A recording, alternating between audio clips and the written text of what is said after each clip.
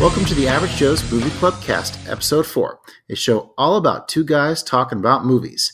And this should be an interesting episode. I got a peek at some of Joey's opinions this week because we are talking about two movies that I think we are in disagree with quite a bit. But without further ado, here's my co-host, Joey. What you got for us? All right, hey, this is Joey. Thanks so much everyone that is following the show, and if you enjoy listening to us chat, make sure to hit us up and subscribe. If you have any questions and you would like them answered, please just send it right over to the Average Joe's Movie Club Cast at gmail.com.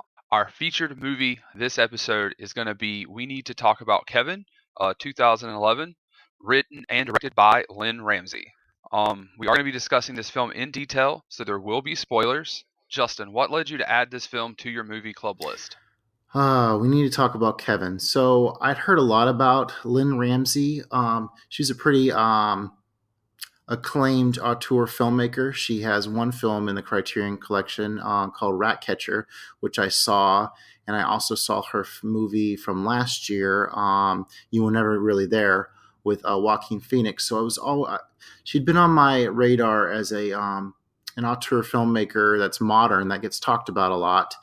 And for some reason, I kept putting this one off. I had heard so much about it, and like You Were Never Really There is told very oddly. It jumps back and forth quite a bit, and I was kind of put off by it at first. But then when I got thinking about it, it's all about like PTSD for a guy, and so I appreciated it more. And then Ratcatcher, it's very poetic, and it's kind of a slice of life for like this kid in the UK. Living in this kind of bad situation. So I hadn't really connected with any of her films a lot, but that changed a lot with this go around, and I'm really glad that you picked it. So what'd you think about it, Joey? Not really knowing anything about it other than reading the synopsis on Letterboxd beforehand, and I was looking forward to it. I liked the two main actors, John C. Reilly and Tilda Swinton. And then I got into the movie. I'll start off with saying that the acting is really good. All of the actors that they cast to play Kevin throughout his lifespan did a really good job. Tilda Swinton, everything I've ever seen her in, she did a fantastic job. She did a really good job in her role as the mother. John C. Reilly as the husband and the father. He did a really good job. The movie itself, I was not overly impressed with. I won't say that it was a bad movie. It just didn't do anything for me. Normally, like a disjointed storyline like this movie presented, um, I like non-linear works for me. I mean, obviously, as we talked about many times, I love Tarantino, and that man wouldn't know a straight line if it hit him in the face. Um, Right. but it just here it did not work for me. Um, there are a couple things.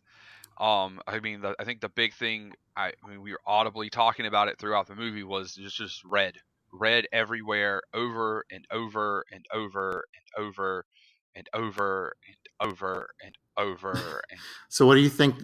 Well, do you have an interpretation of what red meant? I mean, I kept waiting for something somewhere in the movie. Your first thing is okay, blood, or maybe shame or something, and it never really ever came to me. I'm gonna like I just kept waiting as I put in my letterbox review. Like there was supposed to be some sort of symbology, and I kept you know waiting for something to come to me that it was supposed to be a symbolism of, and I'm gonna guess that it was meant to be like Tilda Swinton's shame or something, and it just I don't know. It never presented itself to me in a way that seemed to make sense for me. Or maybe it was supposed to be an alarm, like Red's Yeah, that's what I was actually about to say. Is I saw this earlier this month, so it's been a while. So a lot of the visuals are kind of fading from my memory.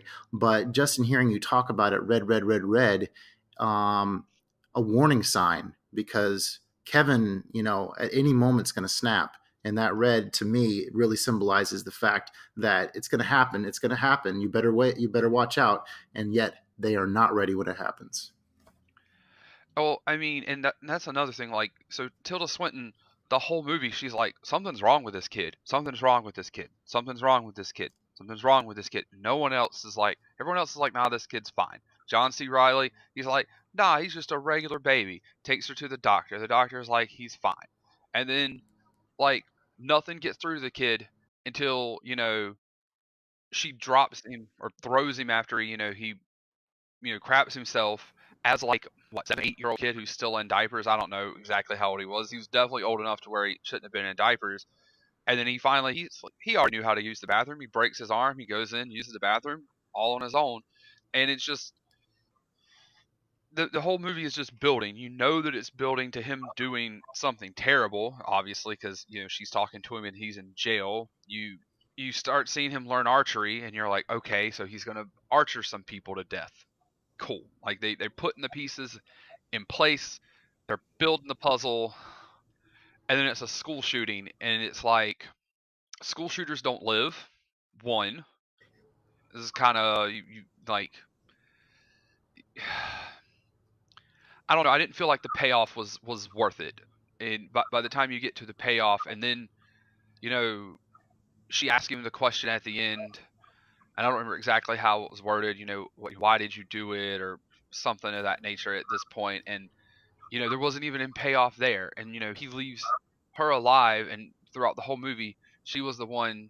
Other than the brief scene where he was sick, and outside of that, he basically hates her, and he leaves her alive, but kills the sister and the father, who throughout the movie he you see the scene where he's like playing with his sister with the vacuum, and he's like, oh, it's the suck monster. And he bonds with the father throughout the movie, and maybe that's all a ploy of his psychopathic tendencies, but it's just you would think that he would have killed her and left them alive. And it's just, all of it just didn't all add up very well to me. So it may be a fresh take. Okay. It's interesting you bring up why he left her alive. In a lot of ways, for me, it's almost like leaving her alive was more of a punishment to her than letting her be over with it and be done. Because what I really enjoyed from the flash forwards and backs was that you really see how miserable her life is once the school or the school tragedy is over, and people are like throwing stuff at her house. She lives in a shithole of a house, and things are just not cool for her. And that quote that you mentioned, that I actually thought it was pretty powerful. I'm looking at it here. I think he says something to the extent of, "I want to know why. I used to think I knew. Now I'm not so sure." Where this kid has a total lack of empathy, and obviously that's shown throughout the whole thing.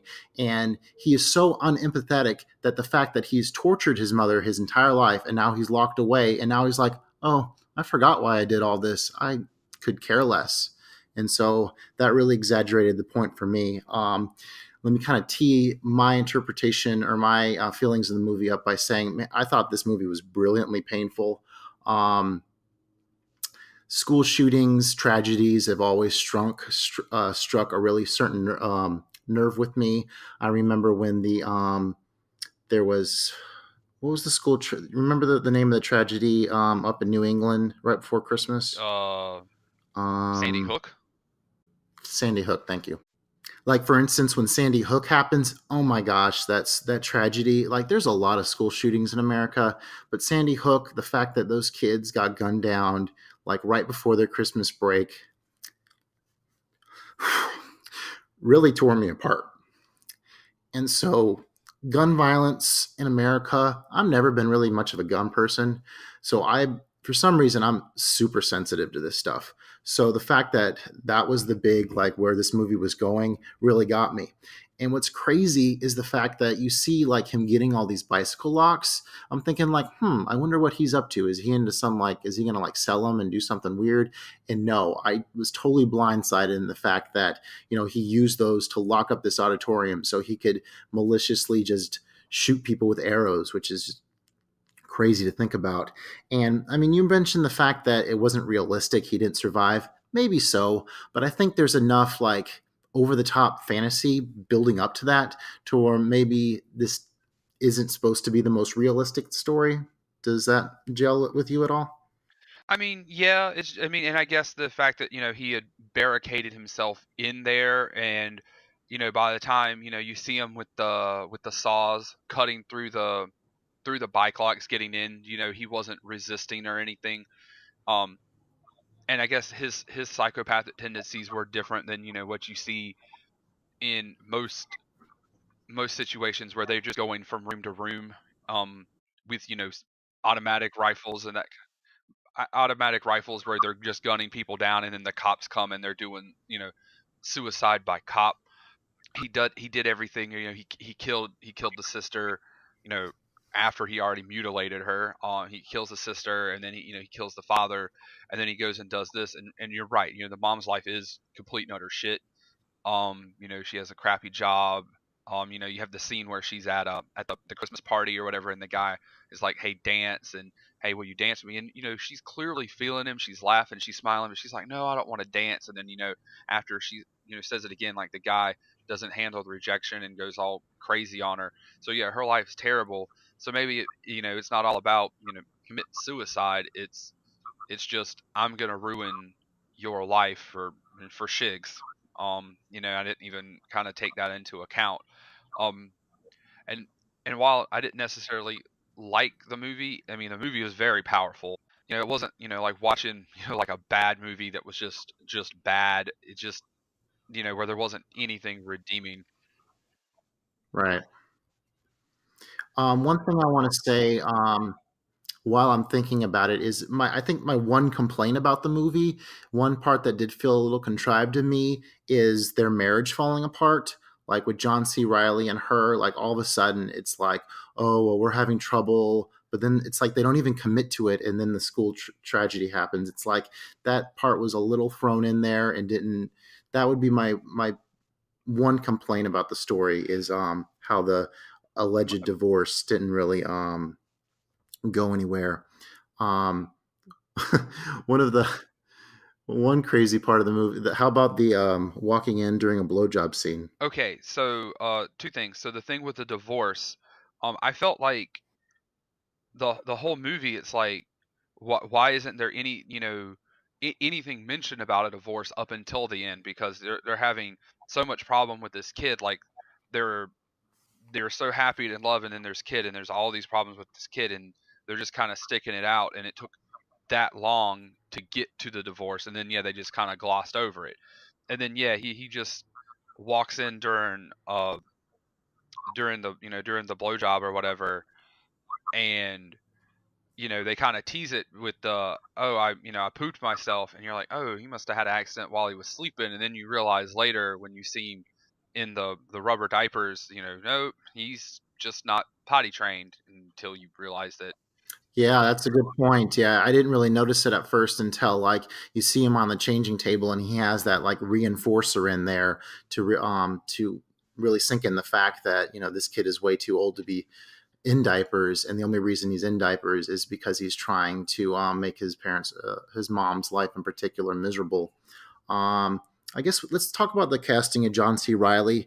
Like at first, it seems like super awkward because you have this like guy that's really known for his comedic roles, but at the same time, I feel like him being in there really sells the fact that this is this happy-go-lucky person who always looks on the bright side, and he is like super manipulated by Kevin, and Kevin has him totally wrapped around his finger, and you buy it because it's goofy John C. Riley. Yeah, I mean, like I made a reference in my letterbox review that he's as thick as Cal Naughton Jr., referencing his character in Talladega Nights. And you talk about someone that's happy go lucky. I mean, that's a happy go lucky guy. And like, yeah, he's just, like you said, he's known for his comedic roles, being happy go lucky. And he's like, hey, he's a happy go lucky kid. And maybe that's why, he's so happy go lucky, that he's content, with the kid, with his wife. They move out to that big house, and that our own personal castle, out in the suburbs. And even when their daughter gets, loses her eye, which he doesn't, he thinks it's Tilda Swinton's fault, and they still continue being together after that, and it's just, I bet you, they don't show it, but so it's the surprise when you see them dead. But I bet you, hey son, how you doing? You out here shooting the arrows, and then gets popped with them. Yeah. Um, One of the really interesting things about the movie was the similarities between the mother and Kevin. Like you can kind of definitely see that they are, two birds of a feather. But the difference is Kevin has this total lack of empathy where she, is trying to be a decent human being. And I thought it was really interesting late in the movie where like she takes him on a lunch date and she's like, maybe I can relate with this kid by being mean like he is all the time. And so she's like, oh, like that lady wouldn't be fat if she wasn't eating all the time. And he looks at her and he has the nerve to say, well, I guess that's where I get my attitude from. Like not even taking any, not comprehending at all that she's just trying to level with him. Instead, it's always him on the attack.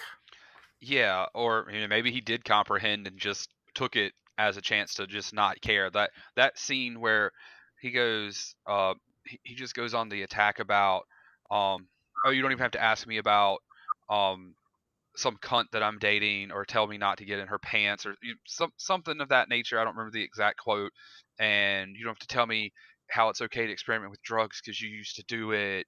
And like, down the rest of that bottle of wine, and like that whole scene was, it was just like, dude, like it's like, mom's trying here. So like the whole time, there's just times where she tries and tries and tries, and he's just like, nah, I'm not having any of it. Just not at all. Yeah, his total lack of empathy totally does not allow her to have that moment. And speaking of me having kids, that was another part I connected with this film. Because as a dad, like they're doing bad stuff a lot of times, and I really have to keep myself in check and not like blow up at them like all the time because you want them to have a happy childhood. So I definitely connected with her on the scene where like he like what in like a couple seconds totally ruins this room with paint that she spent all this time on. And I know if that was me, I would totally flip my shit. So I was really like that scene got me with how much he was trying to get under her skin because it got under mine too. Oh yeah, I mean, especially seeing as, I have no doubt that it was done intentionally. And of course he goes back to John C. Riley, back to how much John C. Riley was wrapped around his little finger. Oh, he was just trying to help decorate it. Blah blah blah. And it's like, come on, guy. Like, but Mm. again, we're privy to information as the audience, as the watcher, that that he wasn't. So it's just, yeah, and just, and then you see the room later, and because Kevin had said that he was doing it as, because he was trying to help as decoration, it's still that painted mess. She doesn't take any of the maps or anything down and put new ones up. It's still just all of that paint everywhere in that same room. One thing that got me, which is just unique to me, is the fact that so I have three kids, and we were really hoping that we'd have a girl at some point, and we ended up with three boys, which life is as it is. But the fact that his resentment and like so this little girl in the story, like she's an adorable little girl, and that's sweet and all, but the dread that builds towards something bad happening to her, and first it's animal cruelty, and then it's what the chemical goes in her eye, which causes her to lose an eye. Is that right? Yeah, it was the cleaners that they had locked up, and then Mm-hmm. she took out, and I guess he ended up getting into somehow, because she said she put him back away. So that was another element that was really tightening the screws on me for the tension because I was like, so like absorbed with how wonderful this little girl was, and you could see how the mother was really enjoying being a mother to her and how good of a mother she could be towards her little girl. But at the same time, you got Kevin there, and it's almost like that movie, The Good Son, where there is that sibling death. Which that reminds me, I should probably revisit that one. That's a nice creepy one as well with Macaulay Culkin. Um, And so that was another element that got to me. All right, so Joey, tell us about your final verdict that you gave. We need to talk about Kevin. I mean, I gave it 1.5. Maybe after just talking about it with you and some new things to think about, maybe I should rate it a little bit higher. There's definitely some elements I didn't, think about. Definitely, just as a personal liking, it's not uh my cup of tea, but it is a pretty decent movie. I would have to say it's just not my cup of tea. It's interesting to see your rating system a little bit because I come at it a little differently. Like a lot of times, if I acknowledge that a movie is really well made, but it just doesn't click with me, usually the lowest I give it is like 2.5 stars. I mean, rating is totally subjective, so you do you, I do me. But so I was a little taken aback when I saw both of these rated movies, rated under the 2 stars. Whenever I have them up in like the four region. For me, I gave it 4.5 stars. It was actually pretty difficult for me to rate this at first. I was so stunned from how emotionally drained I was. Because after the school shooting part or the school tragedy part, I looked at the time. I was like, oh, how much do I have left? And I have like 5 minutes left. And I'm like, this is almost over. I can't believe it's almost over. Because you feel like there's so much more, like you need answers, but you're not going to get them. um and so yeah, I was emotionally drained, blown away by this movie. I gave it 4.5 stars, but I can easily see that going to 5 on a another watch, and this is easily my favorite Lynn Ramsey movie. I was really, really impressed. My thoughts were I finally got to the payoff. We finally got to the scene, to the big, the apex. We're here. Oh my god, I didn't get any answers. I didn't get any answers at the prison scene when she's talking to him. Like there was no payoff.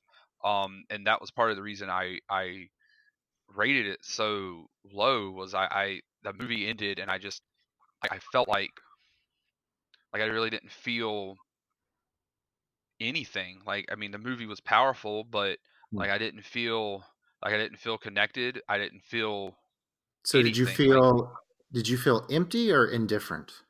I just felt, I mean, honestly, I felt really, really indifferent. Like, I don't Hmm. feel any desire to go back and rewatch it. I don't feel, and which is kind of sad because like I get in, talking about it, there's good stuff in there, but it's just I was really disjointed with the way the movie was cut. I think was part of it, which, like I Hmm. said, which is kind of crazy because I like movies that have disjointed storylines, but it Yeah. just didn't do anything for me, unfortunately. I will say, and we're gonna talk about the second movie, the challenge movie later. I definitely enjoyed it more than that movie. Yeah, definitely a different glass of water coming up with Dogville. But let's lighten it up a little bit. So Joey and I decided for our movie conversation of the week that we were going to come up with some kind of movie list. And so my initial thought was like, let's come up with the top 3 movies that we want to see this year. And then instantly I'm like, oh crap, our top 3 movies are going to be the same. Joey, would you like to reveal what easily would be our top 3 movies of the year coming up? Yeah, our top three movies of the year would be Avengers Endgame, which I don't feel like that's a shock to anybody. Um, Episode 9, also Star Wars. Again, I don't think that's really going to be a shock to anybody. And Quentin Tarantino's Once Upon a Time in Hollywood. Again, not really a shock to anybody. Um, Probably could stick a couple more on there on my side, but really wouldn't shock anybody. But yeah, those would be the top three. So So since that was going to be so down the line, I figured we'd make it a little bit more interesting. And so I came up with this topic. What, Joey, are the top 3 popular films of 2019 that you're dreading? You don't think they're going to be good. You don't really want any part of it. all right, so the first one is actually coming out right around the corner on April the 5th, uh, or at least according to where I saw it on the website here, is Shazam. Really? Oh yeah, I have no interest. It does not appeal to Oh me. no. Yeah, yeah. I'm a little scared with that one because there's so much good comedy for me in the trailer that maybe they've blown their load on the trailer, which was my biggest problem with Thor Ragnarok. Was where I've revisited Thor Ragnarok and I've enjoyed it a lot more, but that first time I was like, the whole first half of this movie was the trailer, and I'm like, give me something more, please. Oh, pro tip: I don't watch most movie trailers unless I'm at the movie theater. Okay. Which also probably helps. I don't have cable, and I imagine you having 3 kids, you might still have cable in some capacity, or maybe they all just watch Netflix. So in this day and age, sometimes to entertain my kids, I'll just turn on like the YouTube movie trailer site and just let movie trailers run, and that'll entertain them and get them excited about going to see them eventually. And so that's part of my exposure. Plus, I get alerts from some YouTube channel that like whenever Endgame trailer dropped, I mean, I was watching it like a few minutes later just because I was like, "Ooh, wanna, I wanna see some trailer." I'm excited. I mean, and stuff for like in game, like they already have my money. I don't need to see the trailer. I don't need to see when episode 9 comes. I didn't need to see like the John Wick 3 trailer. Like I didn't need to see any of those. They're going to get my money. So I don't want to see anything that's going to be a possible spoiler, Yeah. or anything like that, or like they tend to do, where like you said in Thor Ragnarok, they gave away so much that you came out of it going like, oh man. Whereas in that end of 2017 to the first half of 2018, where they did Ragnarok, Black Panther, and Infinity War, I thought Thor Ragnarok was the best of those 3 movies, where most everybody will be like, oh, it was Infinity War. And I yeah, I thought Infinity War was the worst of the 3. Ooh, hot take. How many times have you seen the movie? Infinity War, Yeah. I've seen all of them either once or twice. Oh my goodness. Infinity War, I had a total blast. Oh no, no, no! That But doesn't mean that I anyway, think it was bad. I thought all of them were really, really good. I just, of the 3, I thought it was the worst. interesting. Yes. Just too much going on. No, I thought all of the deaths in the snap were bad. I thought all of those deaths were bad because all of the movies, like all the people that died, um, were they already Hmm. had movies announced. Like you don't kill Spider-Man when you already have Far From Home Hmm. announced. You don't kill all of Guardians of the Galaxy and they have movies announced. Their deaths don't mean anything. We know they're not actually dead. Like on top of the fact that the movie split in half and we know that they're probably going to come back to life anyway, we know that their deaths, that Right. there's not any possibility of them actually potentially being dead. They already have movies announced, so they're definitely dead. Like Tom Holland, on top of that, he's only had this is only his third appearance, and he's only had one standalone movie. Killing him for that cheap line of, Hmm. "Oh, Mr. Stark, I don't feel so good." Oh Like I man. just thought it was cheap, and like it was bad. Like the movie itself was good. Like they put the people, like putting RDJ with Benedict Cumberbatch and Tom Holland, like all of them, like putting together, like the way they put people together and stuff in that movie was really good. But just my main problem was the end. Like Thor in that movie was fantastic. Like the movie itself was really good. Like I say, it was the worst of the 3. I think I gave it 4.5. I think I might have given them all 4.5 or 5, but that one was just, or maybe I gave it 4. It was just the end was the thing that really just did it for me. That's understandable. And like for me, like yeah, like they have this whole marketing thing going on with all these characters. Um but it still had me where like Spider-Man dying was like, oh, that hurt. And then it almost makes it increases the tension for the next one because this is you know how the story ends and we have all our main characters and we don't know what's going to happen to them. So um I don't know. It should be interesting. One good Infinity War memory for me was so me and my son really enjoy Guardians of the Galaxy. So whenever it cuts to them with that music going, I tell you, that's a toe tapping moment in that movie. That I looked over to my son and we were enjoying that music when we're about to get back with the Guardians, and having that mixed into the whole rest of the Avengers. That part of the movie really tickled me. Oh yeah, and I mean Thor with Star Lord. I mean that was Yeah. fantastic. I mean, like you can just put Chris Hemsworth in Guardians of the Galaxy from now until eternity, and I'm good. Or you give me a movie with the three Chris's, and we're good. You just give me the three of them in a movie, and I'm a okay USA. Yeah, and after Thor and Captain Marvel chat in in-game, I'm sure there's going to be some interesting fan fiction floating around. Oh, I'm sure. Okay. So we digress seriously on that one. You really opened up a can of worms whenever you put rank those Marvel movies. So my third movie that I'm dreading because I know I'm going to have to see it because I have three kids is Secret Life of Pets 2.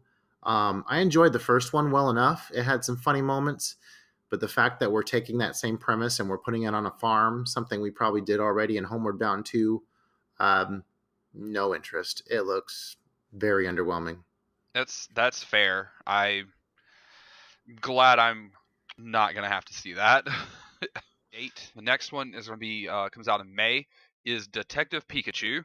Yeah, I have again. I like Deadpool, but I don't Ryan Reynolds. There we go. So I like Ryan Reynolds, but I just don't like Pokemon. And just doesn't do it for me. Not the card Mm-hmm. game, not the TV show, not the video games. Just it just doesn't do it for me. The clips that I've seen here and there, like it looks kind of weird. Um, the movie itself probably will be fine. Maybe for people who like that stuff, it's just no interest on my part. I'm curious about that one. I'm not really a Pokemon fan at all, so I'm going to be fine with whatever they give me. They're not going to be crapping on my childhood in any way with this movie. So I'm hopefully optimistic. It does have that terrible kid from Jurassic World 2, Oh man, that so was such a disappointing that's not movie. very promising. I had fun with it. I didn't take it too seriously, and I had an okay time with that one. But let's get back to the list. So my number two is Dark Phoenix. X Men: The Last Stand totally was a total embarrassment when it came to X Men and how I felt about the franchise. Because hot take, I was always kind of more of a Cyclops fan than a Wolverine fan, and the fact that every one of those movies were focusing on Wolverine was driving me crazy. Um, there's a lot of bad buzz about the movie already, but I don't know. I mean, they didn't do the Dark Phoenix right the first time compared to how great it was in the cartoon. I'm kind of thinking they're going to squander it again. I'm hoping not. I didn't include this one on the list because this is one that I'm holding out hope for. I I like Sophie Turner. Um, and I mean I like the rest of the cast. I'm hoping that is this a Bryan Singer one? Are they even letting him direct now? Oh, oh. Well, I'm hoping that it's definitely better than Last Stand, which just putting it on the poster is better than Last Stand. So there's that. And I'm hoping it's better than Apocalypse. So here's hoping. Who is going to direct that movie? Um, see, he produced Bryan Singer produced X Men Apocalypse. Um, yeah, I only say that because of all the dirt that was getting thrown around about him. Following Bohemian Rhapsody. Oh yeah, I completely forgot about that. You're right. They probably won't let him direct it. Yeah, he's kind of on the Hollywood blacklist right now, is from what I can tell. Yeah. You're right. I'd completely forgotten about that. Yeah, they're probably if he had, they are like, can we take this away? Can we take his name off the list? It says it's by Simon Kinberg, who let's see what credits. He was involved with The Martian, Logan, Fan Four Stick, and he has I quite a mean, lot of if he did credentials. Logan, And then because that was a good movie. I think it's a little overrated, but I need to revisit that one. Again, I'm kind of a Wolverine. I'm over Wolverine, so I was seriously over Wolverine by the last chapter of that story. I mean, I would like for them to, like obviously this one's going to be very Phoenix centered, but if they did, it sucked that I love Days of Future Past, but if they had not taken that and made that movie focused on him, I get why they do because he's like the most popular character. Mm-hmm. But if they take Dark Phoenix and they don't make it all about him, it would be a good thing. And that was the one instance where I was on board with Wolverine driving the show, just because the story was so well, it was the story was doing enough to where I didn't mind. I really enjoyed that one.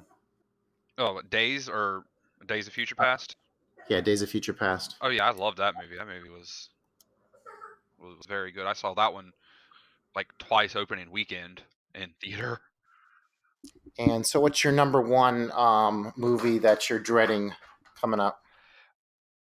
All right, so this one, I am dreading. I'm still gonna see this one. I'm dreading for a couple different reasons. It is Joker, coming out in October. He rebooted out and got another new Joker. Um, and while I like Joaquin Phoenix, I don't know if he's the right guy for this role. I thought Jared Leto, what I saw that wasn't cut out and left on the floor of Suicide Squad was did a really good job, and I feel that if you'd put him in a movie and it had been a Batman movie with him and Ben Affleck, that would have been, or hell, no, not even Ben Affleck. You just give me Jared Leto as the Joker, that would have been perfectly fine. It would have been really good. Um, and it's just, I mean, I'm gonna go see it, or maybe I won't go see it in theater. I'll definitely at some point watch it, but it's just, I don't have really any expectations of what they're doing over there in the DC world, and especially with Joker. Interesting. So my one is going to be Aladdin. Um, the Disney remakes really haven't bothered me thus far. I mean, they've been okay. Like Jungle Book was pretty good, and Beauty and the Beast was pretty much just the same thing as the cartoon, just with an additional song, and I was fine with that. But Aladdin's my favorite, and you're messing with my favorite there. And I saw the trailer, and it just does not have the majesty of what that where the cartoon gets me. So I'm starting to jump on board with, why are they making these? Because they're just making worse versions of their masterpieces. It's just money, I guess. I mean, it is money, and now they get to do live action, and I guess bring it around for a second generation, or they're hoping to tack it, into our nostalgia of being kids. That was one I almost put on the same list, because like you said, it's your favorite. It was my favorite as a kid. Um, and honestly, I have nothing against Will Smith and as being the genie. Actually, I think for who's alive today that would be in that could fill Robin Williams' shoes, I think he's a very good choice. Might be the only person that could even come close, and it has nothing to do with that at all. As most people think, oh, Will Smith's going to ruin Robin Williams. It's not even that. It's like I don't think that you're going to get anything close to that level. Yeah. I mean, hopefully it'll do good. I actually thought that the Jungle Book live action adaptation was really good. And I also, I mean, I like the Beauty and the Beast. That was one I saw at midnight. So yeah, I thought those were good. I mean, Okay. maybe we'll have to try to set aside our this being our favorite movie and as a favorite Disney movie as kids, and just take it as a movie. Yeah. Great point. Again, I saw the trailer for this one, and I almost got like a hit. I think they're gonna go with like they're really gonna play up the whole be yourself. Go up and like I got this Yeah. Hitch vibe, which Will Smith was in that movie from him talking to the kid that's playing Aladdin. So yeah, it'll be interesting. All right, now let's transition over to the top three movies that look like they're going to be big hits, but they're kind of off the radar, and you might not have thought about them. What's your number three? It's going to be Fighting with Family. It came out back on Valentine's Day. Actually, I think it might have came out before that. It's a movie. It's a biopic. It's produced by Dwayne the Rock Johnson, and he's might also be in it. He is in it at least for a cameo. But it's about a WWE superstar Paige and her life of becoming about her family, which is a big wrestling family in England, and then her life of becoming a WWE superstar. Which if you are familiar, she's now retired. Unfortunately, she was like 24 or 25, and got injured. Basically the same injury that made Stone Cold Steve Austin and Edge have to retire, which was a neck injury. So really interested in seeing that one. Obviously because wrestling fan. Gotcha. Yeah, I'm really curious to see that one as well. So you've seen it, right? I no, I have not actually saw that because it was out at the same time as Alita, and I Okay. picked Alita to go see instead. Okay. Yeah, I want to see. I'm curious to see as well. There's a lot. It seems like a lot of good buzz. My number three is was on your last list. I'm optimistic for the Joker. Joaquin Phoenix is phenomenal, and the points you bring up make me a little bit more nervous, but I have faith in Joaquin, and there's been a lot of interesting buzz about this. So I kind of want to see the Joker. All right, yeah, fair enough. Fair enough. All right, what's your number two? Number two, this is going to come out in September. It is the second part of a movie that came out a couple years ago. That would be It Chapter Two. Yep, I was looking at that one as well. Yeah, I mean the first one was really good. Um, I used to think I wasn't really into horror movies, and I come to the realization that I'm not really into slasher movies. I'm definitely into horror movies, and It Chapter One was really Hmm. good. Um, I to the point of I don't look stuff up. I don't even know who really they've cast to be the older versions of the kids. So I'm just probably gonna go in blind and be totally surprised. Or maybe Yeah, and but like I said, the first one was fantastic. I know, and my roommate, he loves horror movies, so I'm sure it'll be one that if we don't go opening weekend, we're definitely gonna go check out shortly thereafter. yeah, I really enjoyed part one, and I actually started rewatching the start of that movie last night. My 7 year old, don't tell his mother, is real. That was like one of the first seriously scary movies I showed him, and he was a little creeped out at first, but he kind of digs it. He's really into scary movies. It kind of bugs me. There's a lot of sexual references and language in it, which I'm wish weren't there, but yeah, whatever.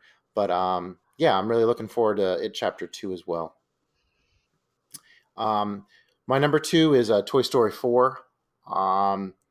It's a lot of good stuff coming out this year, and you're like, oh my gosh, Toy Story 4 is one of them.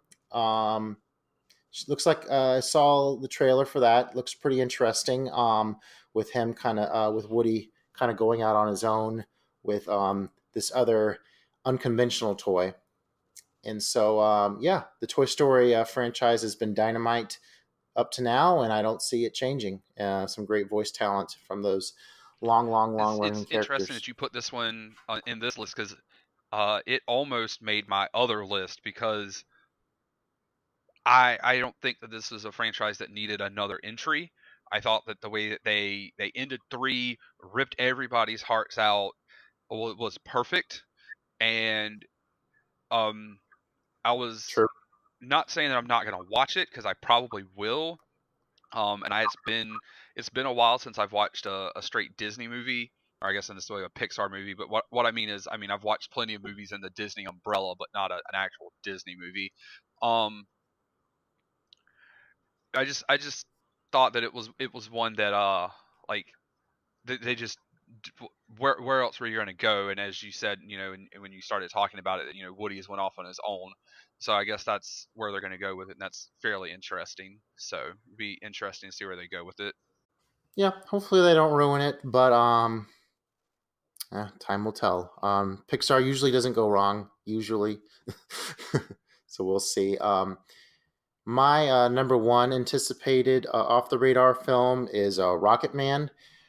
That's the Elton John bio music pick. I'm a sucker for bio music picks. Like I first fell in love with the genre with the Johnny Cash movie, which because I was not familiar with Johnny Cash at all. And there you go, Joaquin Phoenix again. Well, that was a fantastic movie, so it's understandable. And so I really love that genre, and it really looks like I'm really interested to see what the untold story of Elton John is, even if it's fictionalized, because I don't care if they get all the facts right. I just want a great movie, which maybe that's another conversation for another day with historical accuracy or accuracy in the story. Doesn't really matter to me. I just want a great movie. And Rocket Man, I want to see more about Elton John, and I love his music. I mean, yeah, I'll definitely watch that. I mean, if it's anywhere close to as good as Bohemian, then I mean, it'll be good. And I like musicals, so or musical based movies. So, and then my number one off the radar is one I've been waiting for quite some time, and that will be Zombieland Double Tap. Oh, I didn't even notice that one. Oh yes, coming out in October. I have so much hype. I'm expecting good things. Hopefully it doesn't, like a lot of long-awaited sequels and just kind of fall off. But it's a good cast. Obviously you got your four main original characters from the first one back. So interesting to see where they take this, as it is going to be 10 years later in Zombieland. So let's see where they go with it. I'm pretty stoked for that one. Now remind me, in Zombieland 1, is it the start of the zombie apocalypse? They had been in the zombie apocalypse for like a couple of years, I Okay. guess, maybe like or maybe a few months. They had been in it for a little while. It wasn't like a flashback. Flashback scene shows when it started with Mm-hmm. Jesse Eisenberg, and I think it was Amber Heard. Um, it shows it when it started. I think they had been there for a while, and there wasn't like really anything really left. So maybe they'll bring in some new survivors. They have found some other settlements or something, but I mean, pretty much at that point, it was just the four of them, except for when, of course, they ran into Bill F. and Murray and unfortunately killed him. So, All right, now to our pick a flick section of this show. And this week, I am picking a movie from Joey's diary um, to get his instant reaction on after he saw it not too long ago. So, Joey, tell me your quick review of how was Alita Battle Angel? okay, so I absolutely loved this movie. It was gorgeous. The CGI was fantastic, which, if I'm not mistaken, it's by James Cameron's CGI team. So of course it is. It's the same team that did Avatar, which I mean I haven't seen that movie, but it's renowned for its CGI. Um, You have never seen Avatar? no, I had no desire with all the hype and stuff around it. It just didn't look interesting to Huh. me. Um, It's Pocahontas in space. It's worth it. It's a good action movie. I mean, I've heard that. I probably should at this point. So beyond the CGI and the special effects, it's based off of a manga and an anime, which I didn't really know anything about. It looked really cool. It was directed by Richard Rodriguez. That's what I knew. I get in. Christoph Waltz is in the movie. All right, bam. I am freaking in. Um, and then it was just this badass action movie where you've got Alita, who is a cyborg. There's a love story that's in the movie, and it's pretty, a pretty big thing, but it didn't feel like it took over the movie to me. And then it was just this awesome, like, just this awesome. Basically, I mean, it was basically like, I won't say live action because it was a lot of CGI, but live action because there were real actors and stuff in it. And my only real complaint was that the end of the movie left me, like, I don't want to say pissed off. That's what I wrote in my review, was that it left me pissed off, and not because the ending was bad, but because it didn't tie itself off. It was open ended because I assumed they're trying to do a sequel. That's how it ended, and I was just like, oh my god, Uh, I wasn't ready for it. Like I just like I wanted to watch more. Like I left the theater going like where's the rest of this? And I mean I think there was someone told me there's like six, seven, eight mangas or something like that. So hopefully they're going to do more of it. So great cast: Christoph Waltz, Jennifer Connelly, Mr. Ali. I believe he's the gentleman who just won his second Oscar this year. Um, Jackie Earl Haley was also in it. Yeah, Casper Van Dien had a cameo. There was a big name cameo at the end. As just a big name cameo. I don't even think they have him listed. So that was, for anybody who wants to see it, just spoiler, you might want to turn away. But Ed Norton has a big like cameo as like the big villain that she's trying to get to at the very end. So I assume that they're gonna make another one that they cast him as the villain to try to get to. oh, very cool. Now, did it take you any time getting used to the CGI? I heard there was some uncanny valley action going on with her face. But I had no problem with it. Um, like the whole time. I mean, it was just a face. I mean, I don't watch a lot of anime, but in anime, their eyes are generally bigger anyway. So like I said, I didn't have really any issue with it. But then again, I was kind of the whole movie just kind of just man, this movie's badass, man, this movie's dope. So I didn't have any issue with it. I know that I posted that I had watched it, and I had some people, oh man, her eyes are weird, they freak me out, but it didn't bother me any. Very cool. All right, moving on to our challenge portion of the show. Each week, Joey and I take turns challenging each other to watch different movies. Now, this can be take a various ways of going about this. I think so. In week one, I challenged you to watch In Bruges, which you had been putting off, and turns out you didn't like it because a certain actor, is it Colin Farrell? And then in Yes. week two, you challenged me to watch The Raid because that's an awesome action movie. That's one of your favorites. And then last week, I challenged you to watch Dogville because I'm a big fan of Lars von Trier, and I kind of wanted to expand some of the directors you were watching, but it might have backfired because it didn't sound like you had too good of a time with it. So I didn't realize I had seen this is not my first Von Trier movie. I didn't realize I had seen Nymphomaniac Part One several years ago on Netflix. But so Dogville, these are after after my initial review where I kind of just s post it.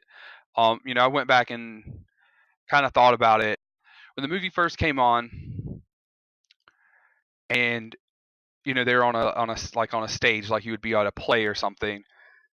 I hadn't never seen it. I don't ever recall seeing too many movies like that. I mean, I think there might be a few musicals that might be set like that or something, but a non musical style movie set like that, that's really different. So I was like, okay, this is going to be cool.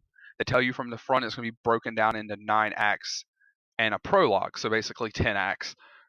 All right, that's really cool. It's got a narrator. All right, that's cool. I generally like most things like that. The cast list, fantastic. All right, so we got good actors. We got some different elements that has the chance to do some different stuff. And then I just was until the final act, I was just bored. There was a part I think in Act Five. I think when something finally started happening, which is when the first rape scene happens. It's like, okay, we're getting somewhere. Something's gonna happen, and then there was still I think like another hour of the movie after that because I think that was around the 2 hour point maybe. I'm not sure. And And you're referring to the gardener or the orchard guy? I think so. It was in his house, Yeah. and yeah, it was just like it was hard for me to pay attention. It was hard for me to care. Now, like my roommate, he liked it. He enjoyed it, and like I said, there was there was good acting. I mean, there was good camera work. It was just hard for me to care about anything. Like, I mean, I got that, they made it, where the town was the small quaint town that you expect to be probably full of good people, and they turned out that they were all, just really bad people. Um, they ended up putting her in chains and making her carry the weight around, and basically, to protect her from the gangsters, they basically made her a slave. All of that. The whole time, there's building this town up to be, really bad. And like I said, Act 9 picks up. James Caan shows back up, reveals that it's her father. She's the big mobster's daughter. And then, everything goes down. She orders the execution. She even, puts the touch where she's like, "Hey, there's a mother that's real kind-hearted with two kids. Start with kill the kids first and tell her if she doesn't cry, you'll stop." Like, that was good. Like, I mean, that's brutal, but that was good. Yeah. And that's where I was like, oh man, I actually like, I had perked up. I was into that. But I like revenge movies. I mean, anybody who's looked at, that's listening, has looked at my letterbox page, or knows me, knows that I like Kill Bill. That's a revenge movie. They know that I really like um Old Boy, another revenge movie. So the revenge element happened. So of course I was perked up. But I was just really bored, to be honest. Okay, I can see that. To kind of give you some background history, this was my first Lars von Trier movie, and I actually watched it for the first time when I was on travel, which was the same couple of days when you first started getting the letterbox. So this was actually like one of my first reviews when I watched Dogville on a laptop in a hotel. And yeah, I just totally remember being kind of fascinated by the story and then blown away at the end, especially with what you described with the really getting back at these terrible people. And so I noticed an interesting thing this time to where I've noticed whenever I'm recommending an art movie to somebody and then I watch it in order to either like help walk them through it or defend it. Well, and so in this case, it was kind of a defense because I watched it last night just so I could be ready for this conversation. And I actually find that I enjoy these movies a little bit less because things like the slowness kind of linger on me a little bit more. Like I'm like, all right, pick it up, pick it up, pick it up, so I can, like justify why I like this so much. And I think whenever you're coming into it and you're just kind of watching it casually, some of those scenes can just kind of wash over you and they don't bother you as much. Like for another instance is like I was watching Clockwork Orange with my nephew, and it was real. I was really noticing how much it dragged in some areas, and I'm like, oh, pick it up, pick it up, pick it up. So that's an interesting observation I picked up on just myself in terms of talking about movies I love with people. Because I mean, art films are an acquired taste for sure. So why do I like Dogville a lot? It's a really interesting film in that it's kind of a deconstruction, as you had mentioned, with it being on a stage. Um, if you kind of think about it, Lars von Lars von Trier. This is part of his a series of movies. He had planned to make. He's only made two so far. This one and Manderley, and it's called his America: Land of Opportunity series, and it's kind of an anti-American film. Did you get that vibe at all? Okay, I did not realize it was supposed to be necessarily anti-American. And a lot of people actually criticized him after he said that because he's like, well, have you ever been to America? Well, how can you say? And he's like, well, I just, I report whatever I see, the reporters say on the news or whatever. Um, and so what I find interesting is how symbolic it is. Sometimes it's really on the nose with its symbolism, which I didn't mind, but a lot that bothers some people. So that's kind of an interesting balance of how subtle a director will apply the symbolism. But in this case, I see the town of Dogville being kind of a microcosm of society, humanity, America, what have you. And so, America typically in history we don't like foreigners very much, and so you have this lady coming in and everyone like wants nothing to do with her. You can't you We don't want anything to do with you. And she's like, well, I can help. Well, how can you help me? You're a foreigner, you don't know what I do. And gradually they let her in, they let her help, and then they're like, well, we're going to make you work twice as much for half of that pay. And so you have elements like that that are really kind of picking apart at these unfortunate elements of American history that you've seen where our society does to certain kinds of workers. So you have that part going on. Okay, yeah, that's actually pretty good. I never put two and two together. I just put that they were pretty trashy people that weren't helping this person in need. But yeah, that's especially recent American history. Definitely right on the nose. So I don't want to be preachy, but why do you think it's called Dogville? I was actually kind of curious about that, and I was thinking near the end. Uh, there was the scene after they had murdered everybody and burnt the town to the ground. The dog was still alive, and it looked like it's kind of hard to Yeah. tell since some of the stuff was just chalk lines and such. Uh, I was thinking that maybe that was like a kennel or something, and maybe the town had originally been like a place that had kept dogs or bred dogs or something. But I was like, this seems like there's probably something more to it than just that. But I wasn't 100% sure. I don't think there's any clear interpretation. One of the first things I was thinking about was the fact that Dogville or Dogma, this town is very set in their ways, set in a strict set of dogma principles. So that was coming to mind. Towards the end, when she's chained up and used and abused, it's almost like this kind of a wounded animal kind of feel to it.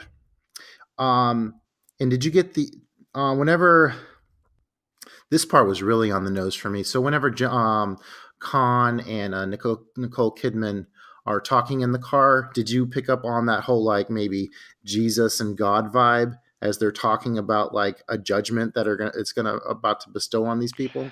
I mean, not per se. I was just more like again, like I said, I was just more like, okay, something's finally happening. So I was just kind of like, oh my God, something's going on, something's happening. Oh my God, they're finally going to do something. But thinking back on it, Mm-hmm. hearing you say that, I could definitely pick up on that vibe. And I Mm-hmm. could see that especially you think about it, he's this big powerful gangster. She's lived under his roof, under his house. He's always had people at his beck and call to do whatever he wants. So his word has been law. His word has been basically the word of God her whole life. So that would, yeah, totally fit. Yeah. And you almost kind of see her going in the society and doing good to people, and then in the end they turn their back on her, just like kind of the Christ story. And then in the end, instead of dying for sins, and goes back up to the big man and said, we need to wipe this place clean." So a little bit more of a jagged edge on that at the end of that story. Yeah, for sure, for sure. Some of the parts that really got to me, that really made me feel this movie. The first time I remember watching where she thought she escaped Dogville by riding in the back of this truck with apples, and then like the guy driving, it's like, there's so much risk. I need more payment, and she's like, I have nothing to give you, and so he rapes her, and you're like, oh damn, that's brutal. And then she wakes up and she's back in the town, and they're all confronting her like, how dare you try to escape us? Who do you think you are? And that really got under my skin. The scene about where the mother you had talked about earlier, it was an eye for an eye in that situation, because the one thing she wanted to save up her money for working for these awful people were these little figurines. And so she saved up to buy all the figurines. And then whenever she gets accused of all these things, like tempting her husband and being mean to her child, which were, that was all manipulation. She wasn't responsible for any of that. And then they got back at her by breaking these things. And they were just these little trinkets, but man, the the devastation on Nicole Kidman's face in that scene really got to me, and so it was so rewarding. Like Lars is really good at getting under your skin, and so with these people, like the whole time you're like, oh, they're okay, oh, they're getting worse, oh, they're getting terrible. Like he really has a way of, and it really kind of he's almost like making you into a bad person, because typically, you wouldn't want to see a whole town of people get gunned down, but by the end of this experience, you want them, dead, bloody everywhere, and that's exactly what he gives you. So I found that part of the climax is very satisfying, like you had said. Yeah, you definitely just those things. It's like, well, they had it coming. Yeah, the humanity, the humanist in you or whatever you want to say, your humanity is like, man, you shouldn't gun a whole town down. But as they abused her, enslaved her basically, or indentured servitude her, then chained her up, and then basically every male in the town raped her. It's like, well, you know what? Nah, screw them. Yeah, and it's kind of funny because the guy who's kind of courting her the whole time, who betrays her towards the end, he's like respectful for her. He's not like trying to get with her constantly, but then by the end, he almost feels foolish because the entire town's had her, and he's just kind of like, Yeah, kind of there sitting there yeah, looking he's like, stupid. well, everyone else has had you, and she's like, but she doesn't say this, she says it for that time period. She's like, yeah, they're not really by choice, It's not, she's got, like, Yeah. is there more to us than just sex, basically? And it's so yeah, it was, yeah, and Hmm. then he kind of like, oh, you're not gonna give it up, cool, I'm gonna call this number, and yeah, and then Yeah, get the gangsters down there, and he thinks he's getting back at her, but really he's just spelling out their own doom. So yeah, I definitely get that it's drawn. Like I had totally forgot that this movie was 3 hours, and it really doesn't need to be that long. Um, One thing I noticed was like with her conversation with the blind man, it goes on a little while, and he's talking about, oh, how beautiful the sunrise is over these peaks and stuff, and it's worded really nicely, but at the same time it doesn't advance the plot. So some I mean, that's kind of a catch 22 of how much like fruitful dialogue you have in there compared to how much you're pushing things forward. Sometimes you just got to move on with it. It was kind of neat, and I pulled up a YouTube video of Quentin Tarantino talking about like the top 20 movies that have been made since he's a filmmaker, and he actually listed this as number 7 and said he was really impressed with this script, and he thought if this had been made into a stage play, this would have definitely gotten some kind of prize. It actually, have you ever heard of Gus Van Sant's Elephant? I can't say that I have. That's a really interesting film. That's all kind of like a point of view kind of movie about a school shooting coming together. So it's kind of interesting that we talked about. We need to talk about Kevin earlier, with that being kind of a tragedy movie in that sense. And this got beat out at the Cannes Film Festival by Gus Van Sant's Elephant. So it's a little bit of a coincidence. I got a kick out of there. Um, are you a big fan of Kirsten Dunst? I mean, I have nothing wrong with her. I mean, the movies I've seen, she's usually pretty good in them. She's done well. I mean, the Spider Mans. I think Virgin Suicides. I want to say.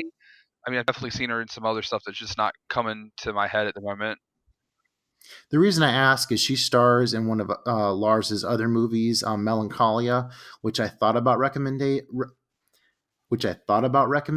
I'm just thinking maybe if there was some more eye candy in there, maybe his work might catch your attention. I don't know if I'm thinking of you too shallow in that way. I mean, we all like I some good mean, eye we do candy, all so like some eye candy, and I mean, this is me not to joke on myself some, but I mean, I do appreciate eye candy. I mean, Nicole Kidman is a very attractive woman, especially in the early 2000s when this movie was made. I mean, I don't know. We could have had ScarJo and J Law in this movie, running around, and I think I probably would have still been bored. Like it's just Oh, I don't know about that. Uh, Maybe. I definitely think Nicole Kidman's a great actress, but I've never really.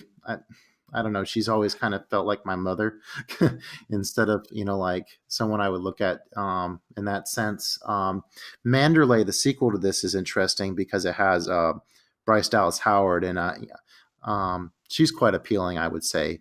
So yeah, it's interesting to think about an art movie in terms of if the lead actress is really like attractive. So two instances I can think of there is like Under the Skin we had talked about earlier today, and that goes to a whole nother level just because Scarlett Johansson is like a goddess on earth. And then the movie we were talking about last episode, warm is blue is the warmest color. The lead actress in that is also very attractive. So it's almost like an art film. Can actually your interest can get even you can get even more interested in it whenever you're really kind of drawn to an attractive woman in a film. Not to be trying not to be shallow here. I mean, yeah, try not to be shallow, but I mean, we're all humans. We all, want to, look at a good-looking people, and I mean, people Yeah, definitely get cast sometimes, you know, whether they're good for the part or not because of how they look. So I mean, we've talked before. I don't think on the cast, but we've definitely talked before about Spring Breakers, and I mean, that was a movie. Basically, I mean, they had some good cast members, but I mean, all of the girls were cast because they were attractive. Um, you know, sure. at least definitely in part because they were attractive, and they needed to be because it was girls, on spring break and naked to partially naked to naked, the whole time. So Yeah, Spring Breakers is a super interesting film. There's a lot of symbolism in that I got out of that. Maybe we'll chat about it another time. But yeah, I really the casting in Spring Breakers is really great since you have all those like former like Disney Channel girls, and they're like their roles are kind of like flipped upside down in this Harmony Korine crazy. How do I describe that movie? He that's a tone poem all about like the craziness of society. So I'll leave it there. I'll have to re-gear my brain to talk about Spring Breakers. That one's an inch. It's a little bit too repetitive, but I really enjoy that film. yeah, that's fair. So my final verdict on Dogville. I rated this 5 stars the first time I saw it, but I agree with you. It is a little slow. It's kind of a slow burn at times. So, like I said, that factor of me kind of wanting to defend it, I didn't quite enjoy it this much time. And I think the first time you watch it is probably the best time you watch it because you don't know where it's leading to, and that satisfying ending. So I give it a 4.5. I still really enjoyed it. I think it's really well made, but it is a little slow. I agree with you. You have have I swayed your opinion at all? Maybe a 2 star. No, I'm still gonna leave it at 1 star, honestly, because of the last scene and because of the acting. Like I said, the acting was really good, and I mean, I kind of expected that considering who was in it. Um, I mean, maybe one day if I've got 3 hours to kill and I've burned through all my 3 hour movies I want to watch or something, I'll give it another shot at some point. But I just like it just didn't do anything for me. And Gotcha. if there's anybody who's listening, that's just my take on it. Like I said, like listening, like Justin really liked it, and if you're into to more art house movies and you've heard what we said, there's it's give it a shot. Maybe you'll like it. It just wasn't for me. Um, Yeah, all subjective here. everyone likes different stuff. It just did not move the needle for me at all. All right, time for Joey to challenge me back. Let's see what direction he goes in. Okay, so I had this picked out for a while. I was choosing between two movies, and since the last time I challenged you, I had picked a movie that was subbed. I chose to pick something a little different, and this actually is going to loose tie in to our where we picked our top three movies, and So I'm gonna pick the 2009 uh, movie. It's directed by one Kyle Newman. This is gonna be a little bit different than what we've done here, I think, before. Um, I'm gonna pick Fanboys. This is not on your have watch list. Um, Oh yeah, so um, I thought it was I think you. I thought it was produced by Kevin Smith, but went and checked, and I don't see his name in the credits anywhere. So doesn't appear to be. But it's anybody who's not familiar, it is a comedy set in 1999 about a group of friends trying to go across country and break into Skywalker Ranch to see an Mhm. early screening of The Phantom Menace, to tie back into us wanting to see Episode 9. Um, and I love it. I've seen it numerous times. And I also have a huge affinity and love for Kristen Bell, and she's in the movie. So Yeah. Well, thank you. That was totally off my radar. I briefly remember you telling me about it on the phone some, so I'm excited to be required to see it. I like the premise of um, something that I never even thought of, and now I'm going to watch it. Shoots to the top of my list. That's what this show's all about. Great. excellent, excellent. All right, so we can briefly talk about some of the movies we enjoyed recently. I wanted to know. I got the opportunity to see a film called Under the Silver Lake, starring who was the Amazing Spider-Man? That's Andrew Garfield. All right. All right, so Under the Silver Lake is a really crazy film. How do I even start? It's all about kind of a nostalgia. It hits you with some nostalgia on different levels, where like there's this big like old Hollywood vibe to it. So there's a lot of Hitchcock stuff in there. There's some Kubrick stuff in there, and it's all about this slacker in L.A. I'm not sure if you've ever seen Rear Window from Hitchcock, but that movie kind of gets started by this guy kind of peering out the window and seeing something go down. So it kind of starts like that, and it's goes into this whole like conspiracy theory, like hidden clues kind of journey that this guy takes, and it has some like more modern nostalgia along the way. Like there's this whole video game element, like so just to tease it a little bit, like so we said Andrew Garfield, he played the Amazing Spider-Man. There's actually a scene in this movie where he gets something sticky on his hand, and he grabs the nearest piece of paper he can, and it's a Spider-Man comic, and he's trying to get it off his hand just like he did in the Spider-Man movie. Okay, that's pretty dope. I mean, he's not my favorite Spider-Man, but that is pretty dope. I will give you And there's that. even a scene where Topher Grace, right? Topher, Yep. he got a lot of so Andrew Garfield got a lot of flack for playing Spider-Man. Topher Grace got a lot of flack for playing Venom, and he's in the movie too. And they chill out and play video games together. So Okay. that was even Kudos to the casting director of that movie. I high five you, sir. it's from the same director as It Follows. It's been delayed quite a bit, but I happened to get a hold of a screener copy of it, and I really enjoyed it. It's almost like playing a game with how many little references are in there. Like I remember watching it at one point, and I'm like, "Oh my god, this is just like The Shining," or "Oh my god, this is just like Vertigo." So I really enjoyed it. So I really recommend checking out Under the Silver Lake. And then the other movie I saw recently that I just wrote a review on Letterbox for was Ghost World with Scarlett Johansson and I forget the name of the other actress, Thora but she's Birch. the little girl from Hocus Pocus. Didn't you say Thora Birch? Yeah, thank you. And Steve Buscemi's in it as well. And that movie is all about it's kind of like Daria, the movie, about these like snarky high school girls that have just graduated and they're trying to figure out the next direction in life. And they're all like anti-society, but and so that's a fun one. It's kind of a comedy, has some artsy elements to it. So yeah, I definitely recommend checking them out. My review on Letterbox to hear more about my thoughts on Ghost World. And up next for me, I actually just put a few movies together in a pile. I put Mad Max Fury Road because I hadn't seen that since it came out. I have that on 4K. I have Starship Troopers on 4K that I want to get to watch. The Matrix, A Mad Mad Mad Mad World, and Annihilation. I have a little short stack next to my TV of those. Um, so hopefully by the next episode, I'll get all those in. I'll be very proud of myself. What have you seen lately, Joey?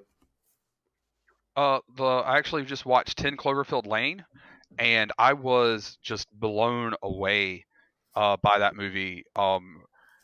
John Goodman put in just a crazy powerhouse performance. Actually, I've seen two movies with him in it this year. They're both in my top 10 list that I have. I have a up or a top. They're in the top 10 of my ongoing movie list that I've watched this year. He just I had always thought of him as this comedic guy, who's in Roseanne when I was growing up, and I never really, I guess, paid him a lot of attention, and that was just a mistake. Um, and like, What's the other movie you saw with him in The it? Big Lebowski, Okay. and that is, You're out of your element, Donnie. yeah. Am I the only one who gives a shit about the rules around here? Like, oh my god, I love that movie so much. Shut up God, about that Nom, movie was so good. man. I'm so mad at myself for having not watched it. I'm kind of glad I didn't watch it last year when I did that big classics countdown though, because it would probably not even made or it would have been really lower. Like right now, I've got it in the 3 slot. But yeah, but back to Okay. Cloverfield, like the juxtaposition in the size between like him and Mary Yeah. Elizabeth Winstead is such a good, you know, a, Mm. it was just that alone was crazy. And then they're in this, the bunkers, the That yeah, I conf- mean it's big, yeah, that they're not just confined trapped in space, one room, but it's absolutely. still just a bunker. And then, you know, oh man, that movie was so good. Like it just I wasn't what I didn't have really any expectations, but like I was sitting there, talking with Carl and I was like, this isn't what I expected at all. This to be this bunker movie, and then it's crazy. John Goodman's crazy. There's nothing wrong with the air. He's just this crazy guy. And then I was like, oh snap, he's not wrong. Like dude, spot on the money. So that's the most recent one. I don't really Mm. Yeah. have anything really lined up actually, other than Under the Silver Lake sounds awesome. All the nods to other movies. That's one of the reasons. Like there wasn't any nod specifically, I think, to La La Land itself, other than it was just a nod to the old movie style, and that's one of the things I loved about it a lot. And anything that takes nods to other things, I really like. So Under the Silver Lake actually is probably shot near the top. And I'd put Ghost World on the watch list, and I'm probably going to add it to my ScarJo Oh, list. cool. So both of those are probably near the top. But we've just been putting off watching Yojimbo and the Dollar Trilogy, so I really need to get on that and make that happen. But just life's Okay. gotten in the way, so hopefully those will happen soon. Yeah, I know how that can be. Did I also see that you put Belle de Jour on your watch list? Yes, Okay, so I piqued your interest there. yeah, yeah. I mean, I look at the stuff that you watch and you review, and that one seemed pretty interesting. At some point, hopefully, I'll get around to watching it. If you have just 14 or 15 minutes to burn, I would look up a movie called Andalusian Dog on YouTube. It's by the same director, this guy named Buñuel. It's his short film. It kind of just gives you a taste of how surreal this guy is. This is he's like the old school master of surrealism, and yeah, he's a crazy director. Yeah, I look forward to hearing if you start watching some of his work. All right, cool. I'll keep that in mind. For sure.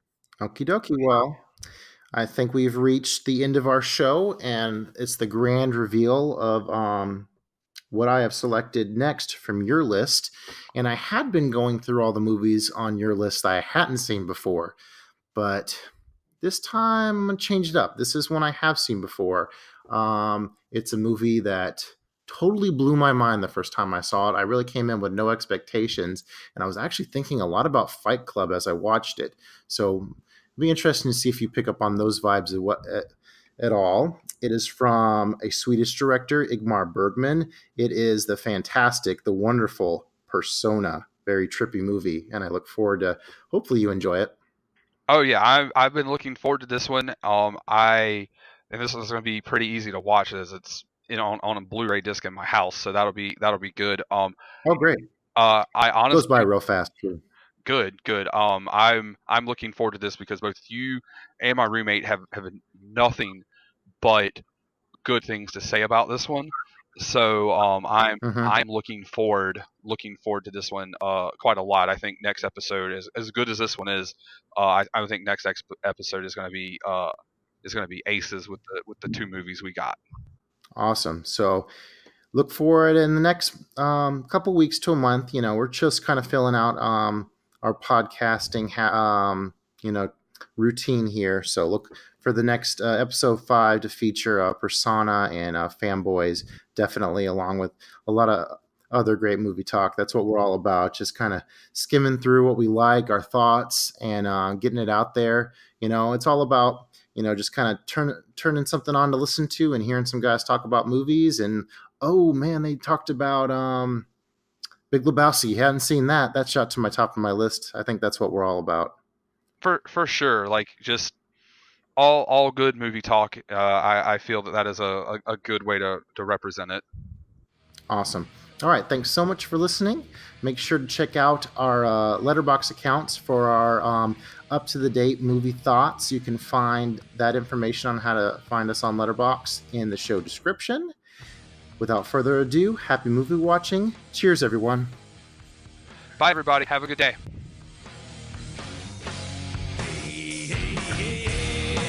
Here I go now. Here I go into